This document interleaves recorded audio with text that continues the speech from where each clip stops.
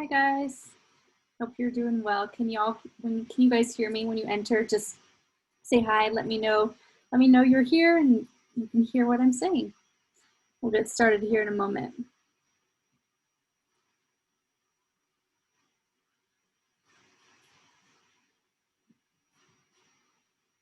Good, good.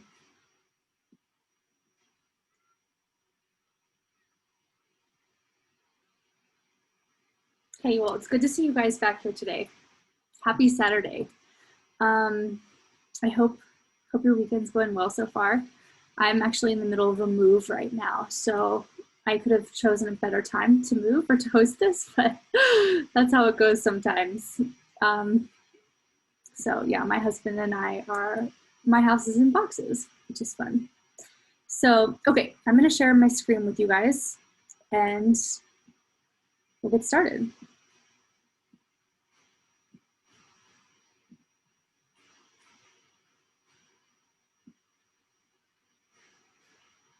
Alrighty, so similar to last time, I'll go through everything that we're gonna be talking about, and if you have questions pop up as I'm talking, just put them into the chat, and then at the end we can go through them or do the activity, either one. And for those of you guys who will be watching this later online, hello. Okay, so today we are going to be going over how to reduce codependency, how to increase self-esteem, self-worth, and self-trust, because this is really at the heart of and at the base of moving through codependent relationships, how to manage control issues and negative energy. I threw this in here because those were two things that you guys, when I took this poll a couple weeks ago, those were two things that you all mentioned were big, I guess, issues or things that you struggle with within your relationship. And then how to heal. What are the components and the elements needed to heal an unhealthy relationship and move forward? Is it even possible, right? So like everything in psychology, it's nuanced. There's never, unfortunately, like one solid answer that I can give. This is a practice that builds off of itself. So the answers are nuanced, which makes things a bit tricky, but interesting in my opinion. So let's start off with codependency. I like to begin with misconceptions because what we hear in like popular vernacular, what the language that's used is not always research-based, and it's not always accurate in like the human development psychology sense. So I just want to pose this question to you guys. When you hear this word codependency, what automatically pops up? Like, what is your visceral reaction to this word codependency? Just throw it in the chat. I'd like to hear what you guys have to say. Needy, yeah. Yeah, so for me, I guess before I started leaning into this and studying, I automatically thought it was bad. Like, when you don't want to be in a codependent relationship, you don't want any sort of codependency. And so you kind of like hear this word and you swing to the opposite end of the pendulum and you're like, I want nothing to do with being a needy person. I'm going to be the opposite of that. And so that's what I thought. Incapable. Yeah, exactly. So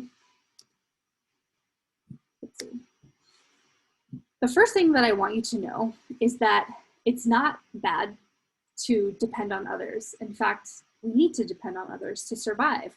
It doesn't make you a codependent person to want another person around all the time. And it's okay to need others, right? It doesn't make you needy to want other people. I know a lot of you guys just said needy. That's exactly what comes to mind too. So how does codependency form? Where do we get this from? Is it something that we're born with? Is it something that we learn? Is it something that our parents modeled to us, right? There's like a biopsychology perspective, there's a developmental perspective, but essentially codependency it all kind of forms in our early years of development when we're relying on caretakers. And it's you know, it's in these early years where we're watching our parents, like we're absorbing through what they're modeling to us, that our worldview is shaped and that our personality is shaped and our ability to count on and depend on people is formed. So all of this is to say that we need connection. We need other people around. We are social creatures. And so codependency shouldn't be something that we are like avoiding at all costs. Like that isn't, it's not something that you should be like, run away in the opposite direction. We have to learn how to work with it and embrace it. So, okay, let's talk about what it actually is and when it becomes a problem, because like everything, it's nuanced and the answer is always, it depends. But so codependency has its origins in the addiction recovery movement, and it's defined by them as a set of manipulative, compulsive behaviors characterized by a lack of self-esteem, poor boundaries, and obsessive control. So when we think about it like that, sometimes it could be an addiction to a person, but it doesn't always have to be. It can be an addiction to a thing or an activity or a ritual or whatever have you. So when we look at this through a family structured lens, what it's really telling us is that codependent behaviors are learned. We learn them to survive in a family experiencing emotional pain or experiencing turbulation and difficulty maintaining healthy boundaries and healthy relationships. And really, these things are passed down from generation to generation. So I, of course, don't know your guys' stories, but think back about your mom and dad's relationship dynamics. Maybe there's some clues there, and then think back one more generation and try to understand it through your grandparents' lens. It's likely that there are these seeds of truth or these seeds of behavior patterns that are passed down from generation to generation, and they add up and they add up and they start compiling on each other. So what I want to point out here is that codependency is not a problem unless we get stuck there. And what I mean by that is it is inevitable in every relationship. And I'm saying this mostly in terms of romantic relationships. We don't necessarily become codependent on our neighbors or our friends. This is mostly for romantic relationships. But there's a stage where we lose ourselves in the other person, and that's okay. And in fact, I would even argue that that's good, because we're giving up we're learning how to be one. We're learning how to work with another person and incorporate somebody else into our life. When it becomes a problem, when we lose ourselves in that other person and we're not able to get ourselves back, when that dynamic of codependency lingers on and on and on. So what happens is, in a codependent relationship, it's unbalanced. Usually what happens is one person becomes overly reliable on the other or their partner. And what this ends up doing is it enables the other person to underfunction or to just avoid responsibility. So this isn't always, this isn't always initially true, right? This pattern can be built on over time, or it can lead to this type of situation. But more often than not, in codependent relationships, the other person struggles with addiction or mental illness or some degree of emotional immaturity, and they stay stuck. So it's like there's always this element of like enabling versus depending on. So when does it become a problem? You know, it depends. It varies for every person, right? One person, someone you may know, may have this codependent dynamic in their relationship and be totally fine, yet it may impact another friend or a family member significantly. So everyone's different. I want you, when you read through these, to realize that everyone's experience is unique. I think that's like the catch-all in psychology, is that like it's not prescriptive. It's very much like trial and error and intervention driven. So codependency becomes a problem really though when one person is overgiving of their time, their energy, their money, their self. Also happens when one person takes advantage of the other person, or when you compromise your own personal boundaries. And this could be like when we compromise our boundaries, we blame the other person, but really it's about us not being able to hold boundaries. But this we'll talk about boundaries later. That's neither here nor there. But codependency like really becomes an issue when you react rather than take inventory and make decisions from a place of level-headedness.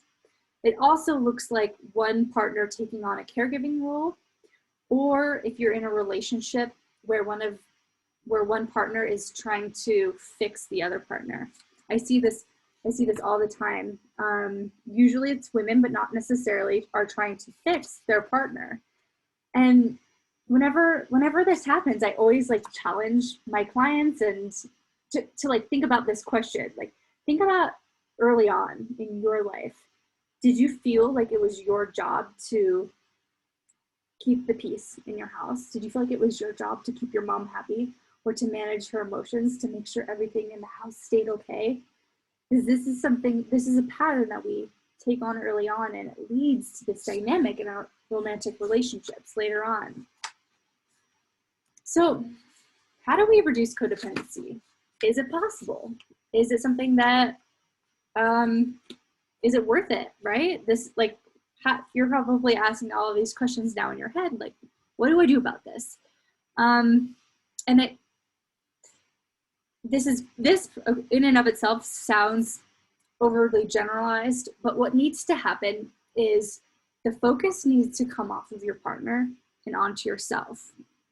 And what I mean by that is you need to start seeing your role as taking, like that saying, put your life mask on, on the airplane before someone else's. Like, we cannot be there and show up for other people if we are empty ourselves. There's this beautiful metaphor, and I'm thinking of it just now, but I remember seeing it.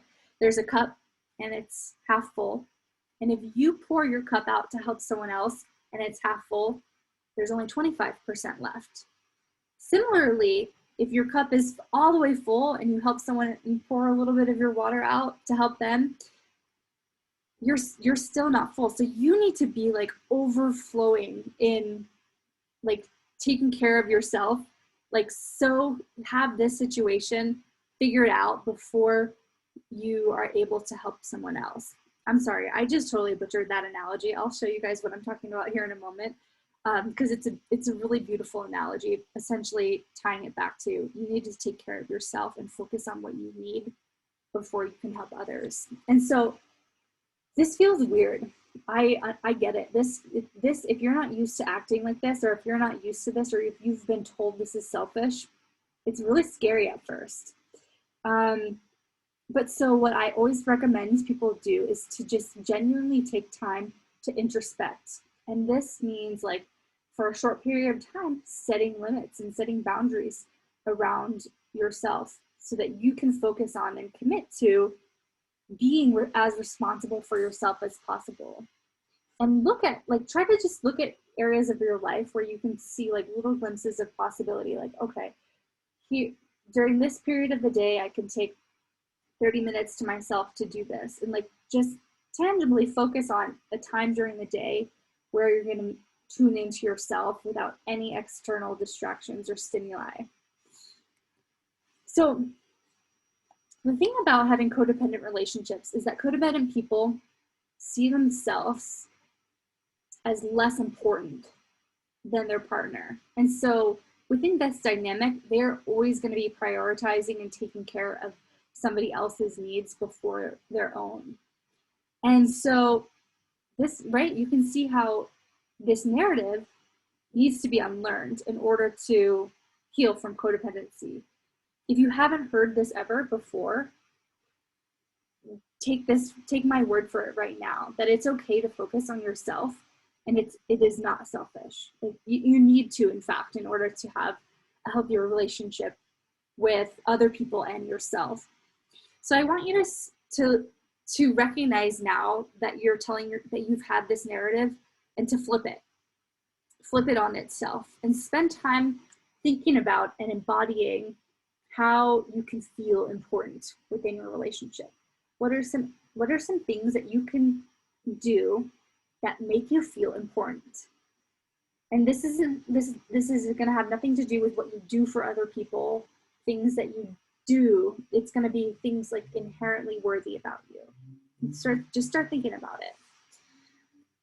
So tying this back to what I've just been saying, healing from codependency really includes getting to know yourself, right? So this is going to look like, what do you like? What's important to you? What are your goals? My guess is that if you're in a codependent relationship, you haven't really spent real time doing this, because you're being taken away from from this to that, to this to that, and your entire experience is so grounded in serving others or external experience, external validation. And so commit to realizing that this is the pattern that you have in your relationship. That's really the first step. Like, we can't heal something that we don't have awareness around. So recognize it and take a hard, honest look at it. Like, this isn't the easy path by any means. This is, it's hard to sit down and look at something that's uncomfortable, something that, has caused you suffering. Our natural reaction is to want to push it away and to ignore it, because then we don't have to deal with it. But the irony of it is, when we pay attention to it and when we lean into it and recognize it and work with it, that's how we move through it. That's how we heal from it. So, okay, other than spending time getting to know yourself, it really starts and ends with self-compassion, with kindness. So if you're in a codependent relationship, you place so much intention and energy on your partner, and this, of course, is going to lead you to feeling inadequate outside of your relationship. So what needs to happen is, you need to recognize when you're being self-critical and unforgiving, because chances are we are so hard on ourselves, and it doesn't help us. In fact, it really hurts us to feel this way about ourselves. And so when these negative, like, automatic thoughts pop into your head, what needs to happen is you need to challenge them. Make them, this is kind of like what I was talking about yesterday, where you put your fears in the passenger seat. Very similar to how we get through this in codependency is we challenge thoughts that don't feel good. We challenge thoughts that make us think less of ourselves. And these are really common. This is what we call cognitive distortions. They have us thinking and believing reality is one way, when in fact, like, that reality is really only shaped by the thoughts that we're telling ourselves. We can learn to construct a new reality based off of the more positive or more accepting thoughts that we start to replay in our head. We realize that reality is just like the narrative and the dialogue that's inside of us. So all of this is to say, when these automatic negative thoughts pop up, your job is to challenge them. Your job is to ask yourself, are these facts or are these thoughts, right? So I'm going to venture to say most of the time they're thoughts that we've convinced ourselves are facts. But that's just your own reality of it. That's your own perception of it. And so the next thing that I would ask you to do is to ask yourself, what evidence do I have to support it? Like, genuinely give me some examples. And again, if we're programmed to think in a certain way, this is like the self-confirming bias, we're going to find examples that support that. So then you have to think of the opposite too. If you think of evidence to support this thought, you have to provide yourself with just as many evidences or pieces of information that disregard or that make that thought invalid. So, and then as we dive into this exercise even further, you ask yourself, what other causes might have contributed to this thought? Like, is it my own past experience, or is it something that genuinely happened? Is it my limiting beliefs around it, or is it actually happening? So recognize that there's always more than one way to look at a situation, and that there are more helpful ways to start to see and to start to think about negative thoughts. And so really what it boils down to is this thought supporting me, or is it hurting me?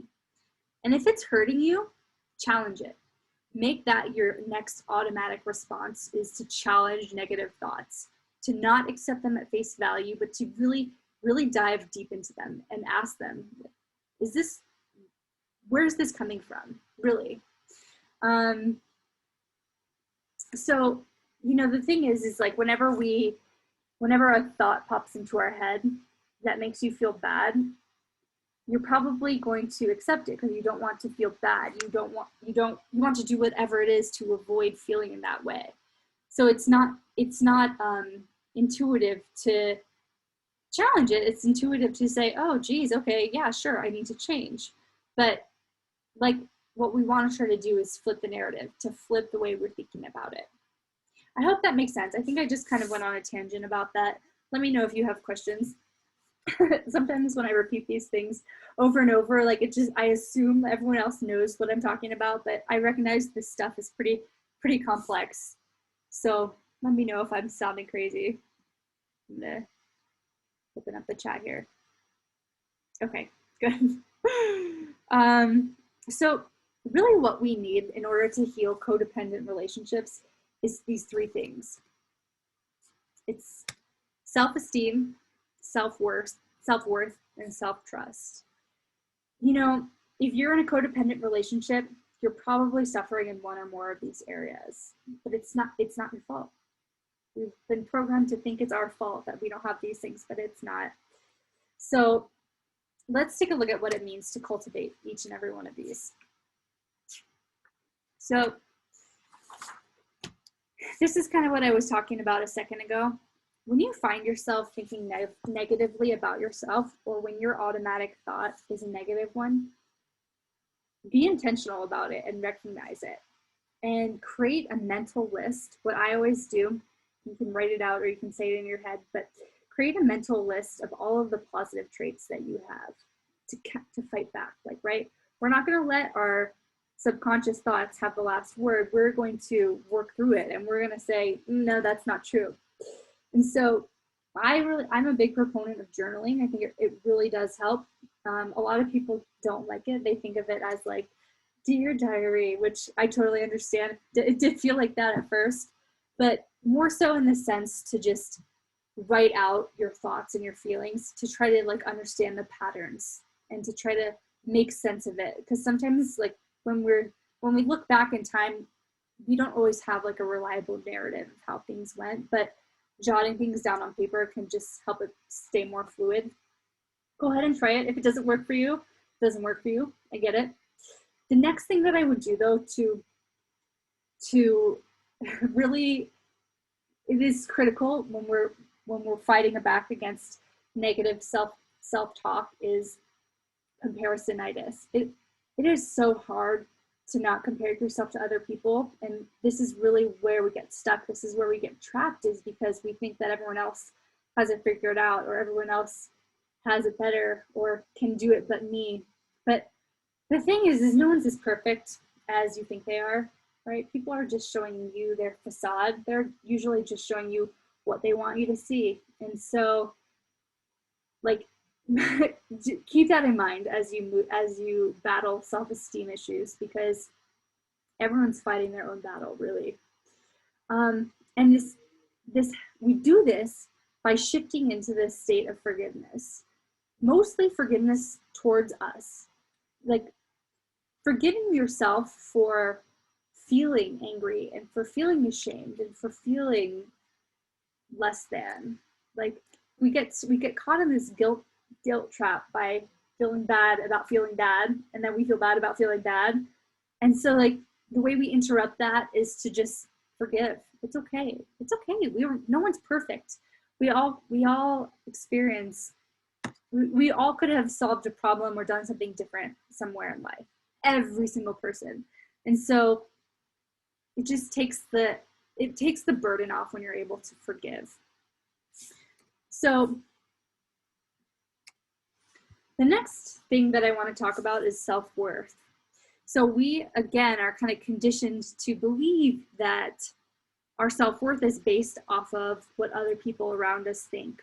And then we react to that feedback and cultivate our self-worth based off of how other people think about us. But really, again, like, we need to flip this on its head.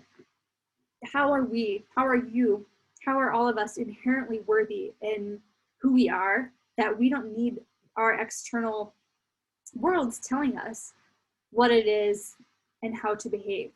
So this really interesting research the first bullet point here, get outside. This really interesting research said that combining exercise and nature improved mood and self-worth significantly more so than people who just participated in some sort of social interaction. And so there's something really powerful about this combination of socializing or combining connection with outdoors, with nature. It's super powerful. And so if this is something that's lacking in your life, I would encourage you to seek out opportunities where you can create more of this, because the research does support that this is one of the major ways to combat feelings of self-doubt. So this next point, follow your inner compass. This is all kind of flowing back to, how do we disregard the expectations that have been placed on us by the world? Yes, the world is putting demands on us, and people have their expectations for us in our family, our friends, society. But recognize that you don't have to buy into this. You don't have to buy into that narrative that's trying to convince you you're worthy without the things. You're worthy without this. You're worthy without the house. You're worthy without the clothes. You're worthy without the job and the status and the partner. We've been convinced that we need these things to feel worthy, but we don't. This is why this is consumerism, and that's what we've been made to believe. But challenge that narrative. I really ask you to do that. And so this all starts with setting your own goals, and being clear and quiet, and setting those intentions about what you want outside of what anyone else has placed on you. And this is not something that you can just flip a switch and do it overnight. If we've been programmed to think really the complete opposite of this, and so it takes time to kind of rewire this narrative. But so as you do this, as you work through this, I want you to remember that self-esteem is how you feel about yourself, not how others have to feel about you. It has nothing to do with other people and all about us. We hang up our self-worth on other people's opinions, and it's just backwards. And we all do it because that's what we've been programmed to believe we need to do. So the next part of this is self-trust. Self-trust for me stems from being okay with knowing what you don't know, and allow yourself space for new information to come in, and allow and trust yourself that you'll be able to figure it out. You'll be able to make it work even if you don't have all of the answers right here, right now. So, self-trust is interesting because what really keeps us in this space of regret and not lacking self-compassion is resistance. Resistance is resistance to the feeling of deep emotions is what helps us get stuck here and not having self-trust. What I mean by that is we avoid negative thoughts, we avoid negative feelings, we avoid in order to not feel, because feeling is uncomfortable. Feeling uncomfortable things is undesirable.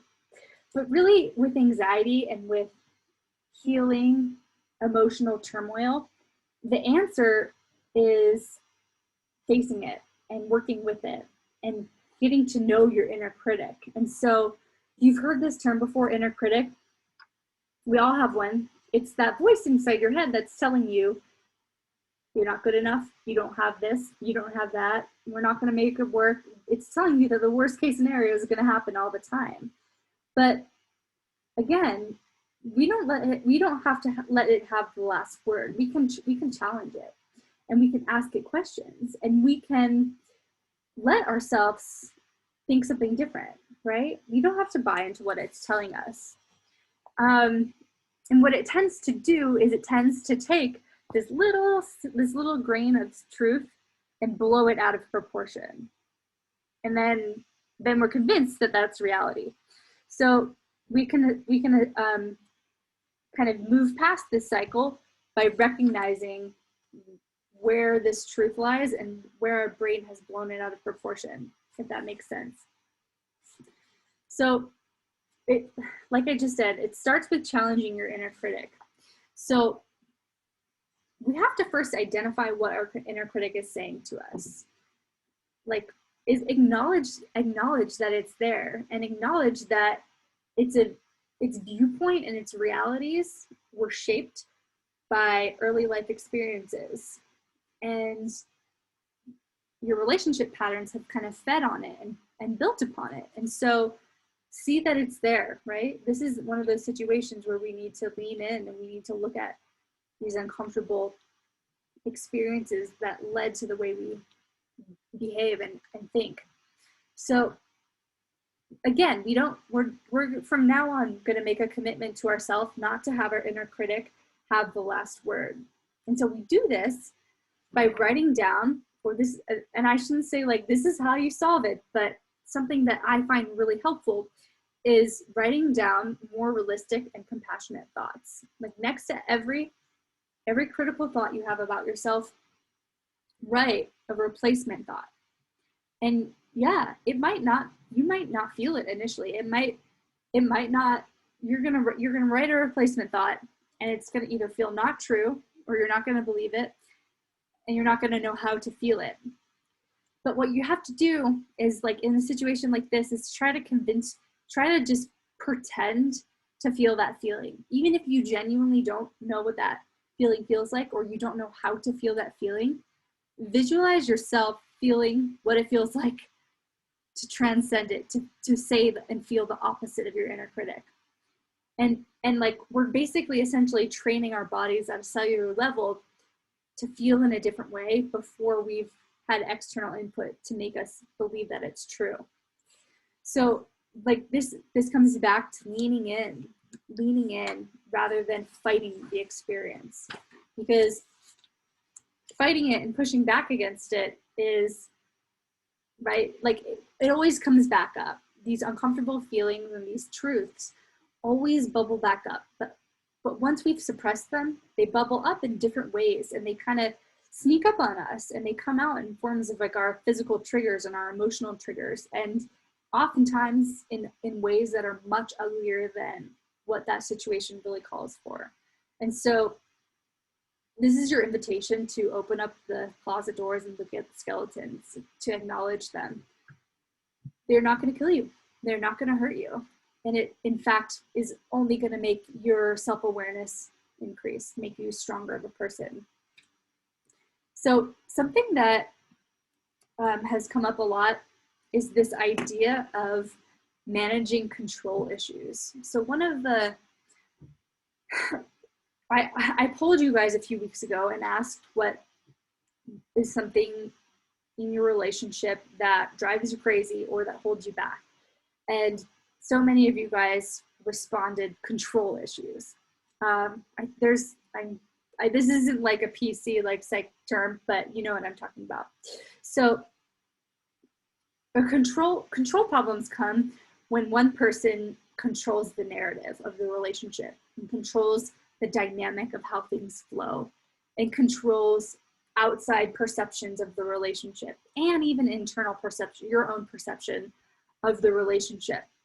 And so what this looks like is when one person needs to know what's going on at all times, what's happening, how it's going to happen, how it's going to play out. The details need to be exact. Or when you overplan and you get upset at your partner when things don't go according to plan. Or when you obsess over every single little detail to the point where it drives you mad. And this can also look and feel like being overly self-critical of both yourself and other people, and by having impossibly high standards. So as you can imagine, having a relationship dynamic like this is going to make it really challenging to have a successful relationship. If one person feels like they're not able to be trusted, or they're not able to control how things play out, it's gonna be hard. So what do we do? How do we manage this? What does that look like?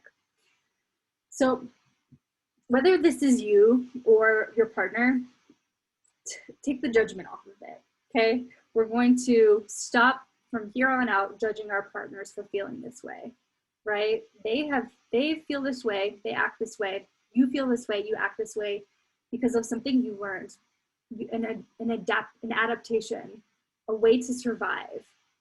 And know that this behavior can be unlearned. Just as it's been learned, it can be unlearned.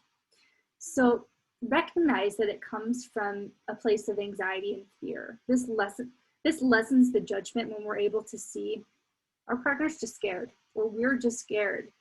And control issues and control overbearing comes from fear. And it makes it allows you to think about their situation, or think about whatever it is that they struggle with, or whatever it is that you struggle with, from a place of compassion. And so, you know, control issues and codependency and perfectionism, for that matter, are all really intertwined.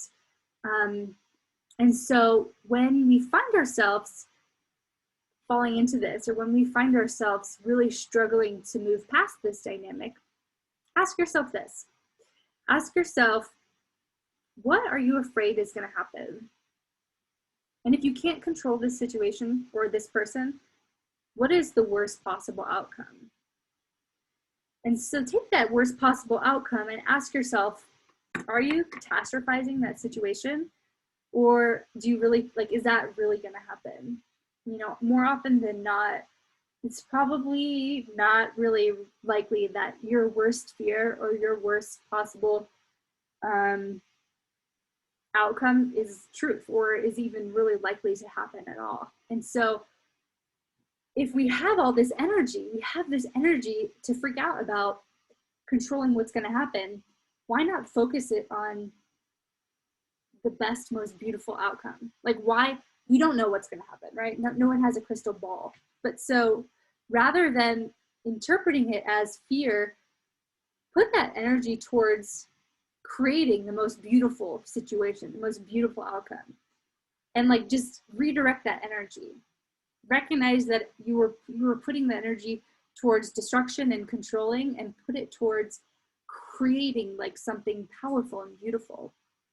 And so like, this is the foundation of cognitive behavior therapy, again, is restructuring thoughts, recognizing that some thoughts are hurtful and that are not supportive of your development and your relationships and your feelings of self-worth, and recognize that they're harming you, and replace them with thoughts that are more supportive, that feel better. And this, like, I'm saying this and making, as I'm talking about it, it sounds like you just do this and then you're good. But like this whole practice is learning how to, through trial and error, and being kind on yourself for not, when things don't go according to plan, or when things get hard, or when things slip up, we're so often ready to throw in the towel and say, oh, I knew it wasn't going to work. See, I'm not even going to try.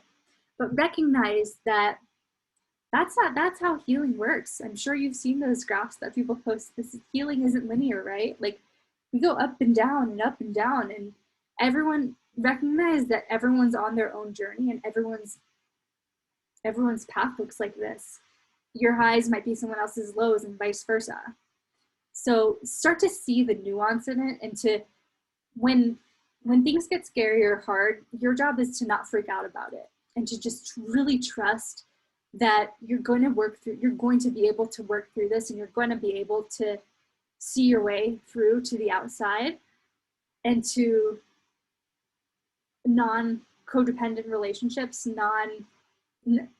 secure relationships, and not anxious or ambivalent relationship attachments. But recognizing that the dips along the way are part of it is what I'm trying to say. So then the other whole part of managing control issues is practicing acceptance. And right, it all kind of goes back to, a lot of the themes that I repeat are similar, because it's all about cognitive behavior therapy. It's about reframing your thoughts and understanding how your prior experiences shaped your relationships, but being mindful and present in this moment. Like, notice what's going on and what's keeping you from being who you want in this moment. Like what's causing you to future trip. That's what we call it, future trip. What's creating that dynamic in your head? And stay mindful and be mindful. The other key thing is practice being flexible. And so this really looks like rigid thinking. So many of us with anxiety or emotional insecurities have this really rigid belief about ourselves and other people. And this is harmful. This is another thinking trap, the all or nothing thinking. But most of the time, there is more than one way to do something. There is more than one way to solve a problem, and there's more than one way to think about things. And so start to see the nuance in all of this. Start to see the fluidity in it, and the ability to not just accept that this is the way and it's always going to be like that. Like, my relationships are doomed because this is the way I am. Like, it's not that fixed and it's not that rigid.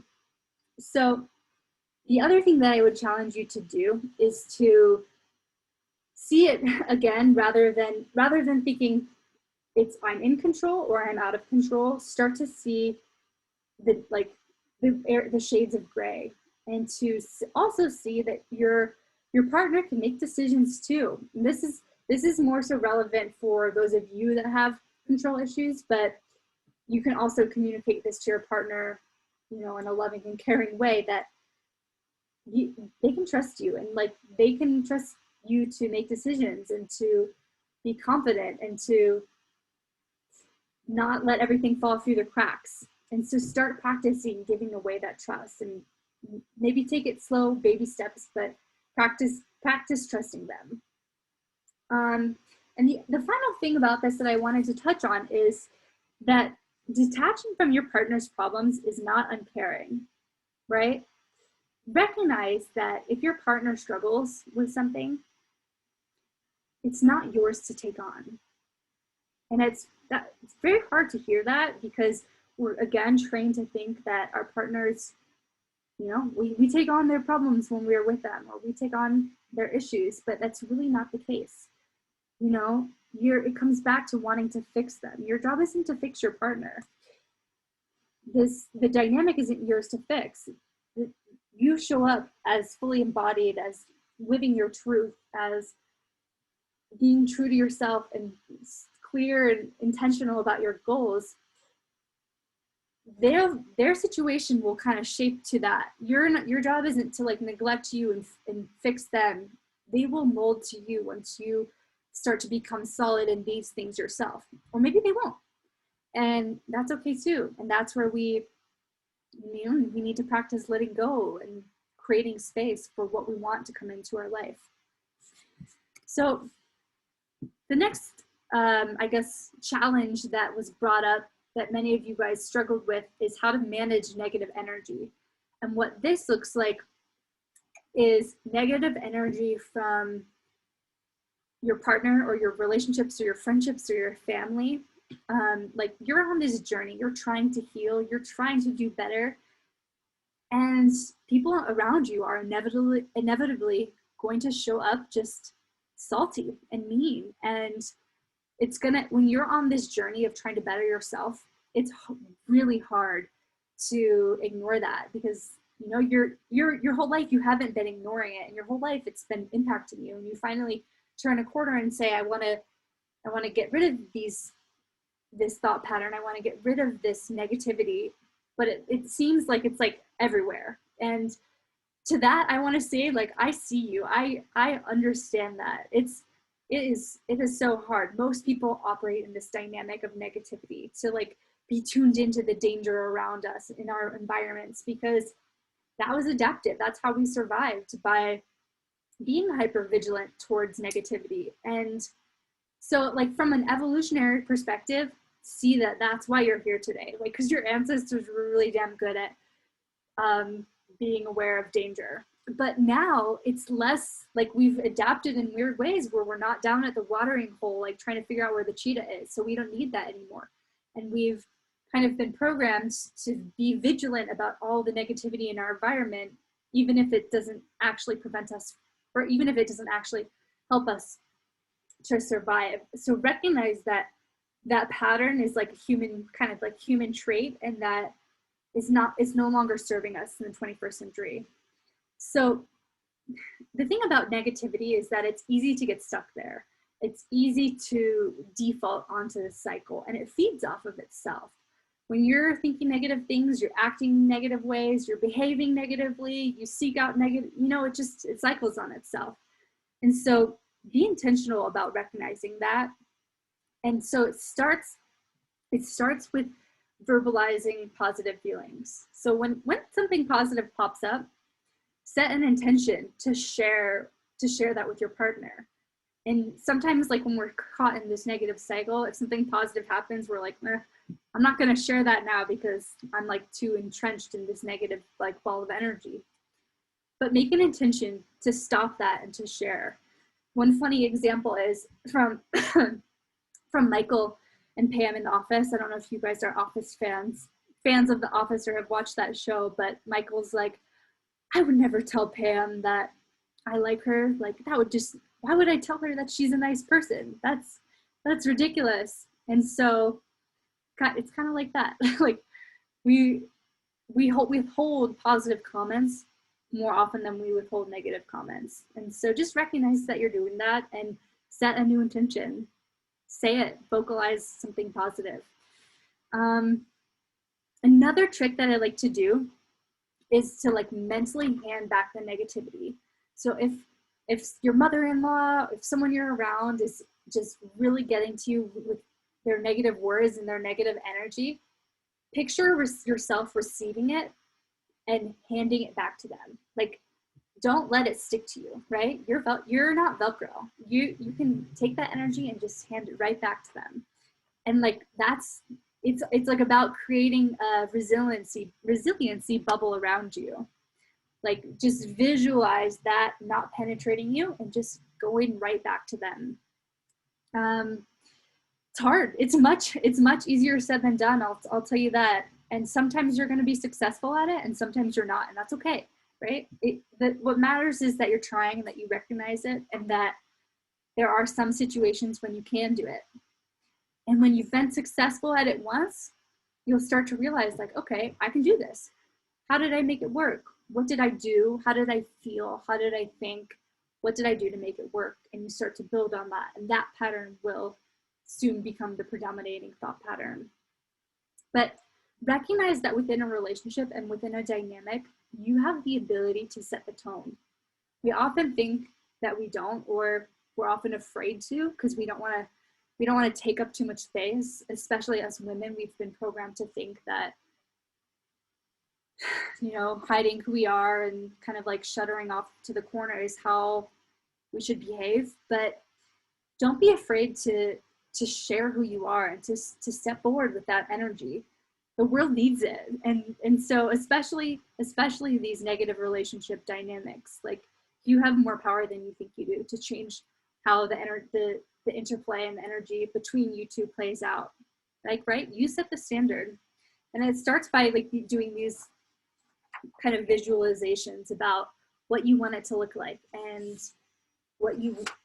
how you visualize words flowing back and forth and energy flowing back and forth between the two of you guys. Right? It's not a one-way street. It's not like they're just like showering you with their negativity. I mean, they can be, but you, like we always say in psychology, you don't have the ability to control other people, right? We never can control what people say or what people do. But what we can control, the element that we can control, is how we react and how we respond. And that's where we have to like put our focus towards. And so this kind of starts with being less reactive and taking time to actually like realize what our triggers are and work with them, so that we're not automatically reacting to everything in our environment, but we're cultivating what we want in our environment and our thoughts and all of that. So, okay, what it all comes down to is these 4 things: how to move forward, how to transform, and how to heal.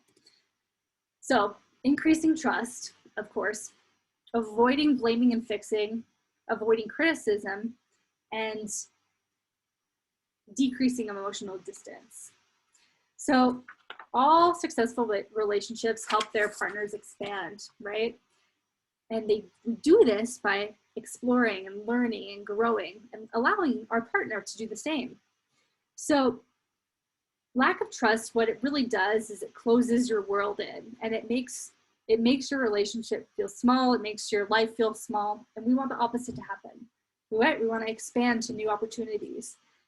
And so how do we do it? What do we do, rather than like, if we have trust issues, what do we do about it?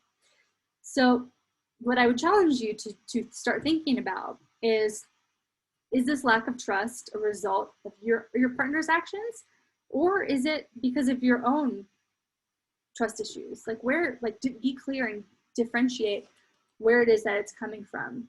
Is it because you can't trust yourself, or do you have a hard time trusting yourself? The other thing is acknowledging that there are unmet needs that have taken place in the relationship, and that's okay. You acknowledge that it's there and that has hurt you. And like this is just really the tip of the iceberg.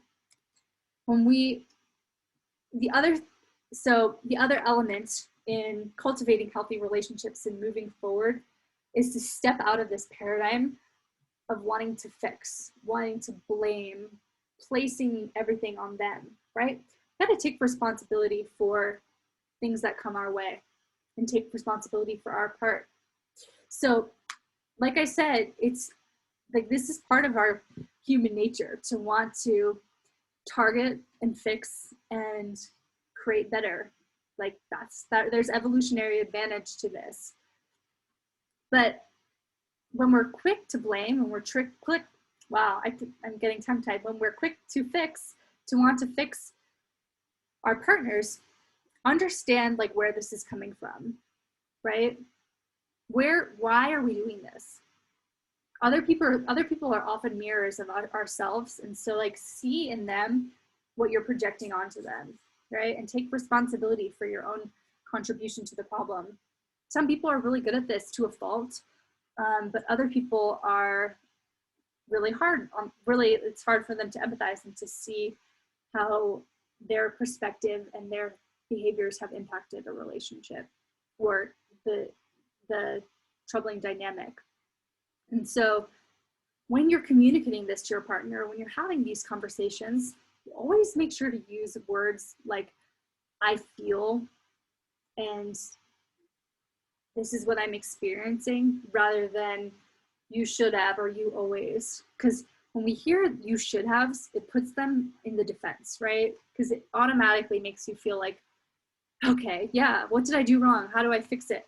Like, you don't want them in a position of trying to fight back. You want them in a position of trying to understand where you're coming from. So the next element to this is avoiding criticism and put down. Some relationships kind of like are built off of this, Like you'll see this dynamic and this current of like constant jabbing each other, constant put down, just kind of playing out in every single daily activity.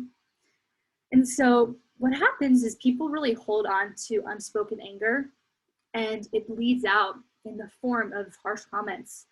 And so recognize what it is that you're holding on to, and what that anger is, and start to play with it. Start to be curious about it rather than to judge it. It comes down to figuring out what's at the root. So is this from your fear of abandonment? Is this your fear, like are you resentful for something and it's playing out in this dynamic, even though it's not really, there's no reason to be resentful in this dynamic, but for whatever reason, it's come up at some point in your life and it's playing out now in this relationship. And so practicing compassion and tolerance and mindfulness, both about your partner and about your own experiences. And really like ultimately refocusing all of this back on your needs, right? Like I said earlier today, it's not selfish to focus on your own needs. Like this is at the base of all of this. These need to happen first before we can emotionally evolve. You know, resentment really grows when you ignore your unspoken anger or your inner desires. So make a commitment to yourself to vocalize it. Like, yeah, it might sting when you say it in the moment, and it might not land great.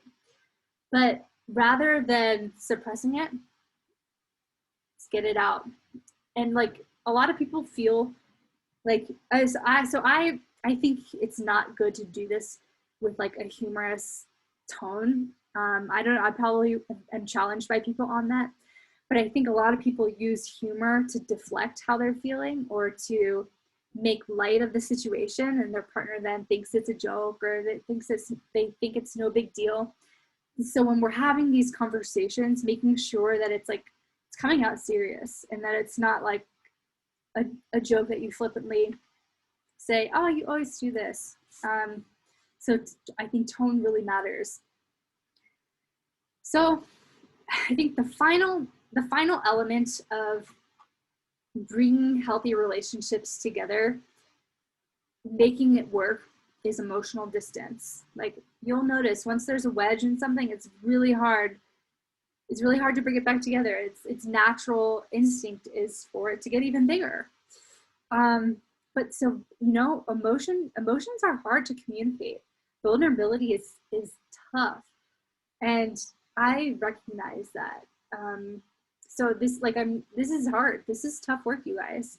But really seeing that when we leave an emotional issue unchecked, what it ends up doing to our partner is making them feel like their needs are not met, or that they're not able to connect with you. And that erodes the relationship. That erodes intimacy. That erodes, that creates a sense of like, well, I'll get that need met somewhere else. And that's why affairs happen. And that's why people turn to work to kind of mask their relationship troubles or substance abuse, or over focusing on parenting even. I don't know how many of you guys are parents, but that can also happen. So, you know, it's for me, I always say this is where it starts and ends, but it all begins with us being able to be true to ourselves and being honest about who we are to ourselves. And so what do you do instead? How do you actually be true to yourself? Well, it starts with being authentic with yourself and being ready to change and willing to give up old patterns and willing to say and to see that the way you have been thinking in the past hasn't been working, or maybe it has, but it's time to change something about it, and to open yourself up to a willingness to change and a willingness to make intimacy a priority, make actual genuine connection a priority. So what time do we have here? Oh, 2:00. So I'd like you guys to screenshot this because I think this is really a really interesting activity to do on your own. This is something that I do with my clients all the time. It's called a life story activity. And what it helps us do is it helps us find meaning in the muck. It helps us identify common themes in our life, in our relationships, and uses and organizes these thoughts to help us grow from it, rather than these subconscious thoughts kind of like taking us away and kind of pulling us in this direction. Like once we recognize it, we're able to help shape it, and we're able to create meaning from it. And what the research really suggests is that those of us who have developed stories around our life and around what we've experienced are able to take meaning from and increase their sense of happiness about their life. So this is I'm sorry we didn't really get to do this today as an activity together. I think that every single one of you guys would benefit from doing this activity, because it's powerful. It can really shift your way of thinking when you start to attach meaning to hardship. It takes the pressure off of it. So I'm going to stop sharing my screen here with you guys and ask. I know we're already over time, but if there are any questions that you guys have, I'd love to answer them. We can take a few minutes to do that. I'm just going to read through your comments here. Forest bathing. Ah, yes, exactly. And Andrea just shared, it doesn't help when you can't read your partner. Yeah, it's when they're sending mixed signals to you, it's super hard. And I would challenge you to kind of like disregard, like I hate to say it, but disregard their signals, because it's not about them. It's about how you're showing up and what you're, like how you're living out your truth and how you're experiencing it. Like their mixed signals, that's their problem. And that's that. I would interpret that as them not knowing themselves, them being confused about who they are, if that makes sense. Okay, Anna says, what happens when they stonewall you? Yeah, so I would, first of all, I would see stonewalling as being that like insecure attachment, that they have a very high view of themselves and a low view of other people. So that means that and this is, I'm not saying this is true for your partner, but they have come to like develop this attachment style where they're disregarding the other person. They're disregarding the emotional experience of the other partner. And I'm kind of going off on a tangent here, but again, like turn it back, like flip it back on them and see it from see it as fear from them. They don't know how, they don't have the language to articulate what it is that they're struggling with, and what it looks like, what it's coming out as is stonewalling. And so kind of like let it be. Like we don't want to force, we don't want to push when they've kind of like blocked us out, but like set a boundary around it with them and say like, I see you're upset right now, and we'll come together and talk about this maybe in an hour if you live with them, or tomorrow, let's set a time to talk about this tomorrow, because I need to know that you respect me, and this is something that I need in this relationship to feel heard and taken care of, and like set a firm boundary around that. And like be clear about what it is that you need to feel heard, and ask them where are they hurting? What's causing them to feel upset? What's causing them to act in this way? Like, is it something I did? Did I do something to push your buttons that I'm not aware of? Like, you tell them you're on this journey to want to become a better partner, to want to learn tools and techniques to feel better. But you know, just try to open it up a little. Andrea says, do you think that if I can't read you, something that has happened with every other partner who's had?